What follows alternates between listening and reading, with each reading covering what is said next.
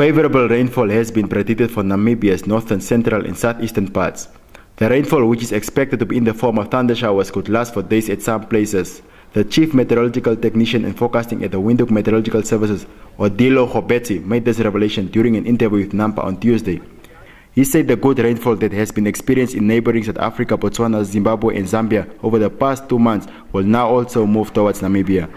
We are expecting a shift in the system that's to die off actually over the eastern areas. We are expecting actually a high pressure to start moving in over the areas of the east.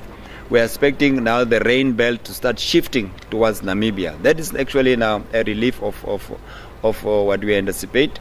We are expecting rains to set in again now over the northern areas of Namibia, over the eastern parts, and we are seeing a broad extension of rains to spread further over Namibia, over the central part as well as over the southern parts of Namibia.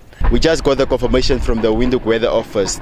Rain is expected to start as from tomorrow and for the next 5 days. I'm Kenya Kamboy reporting for Nampa News, Windhoek.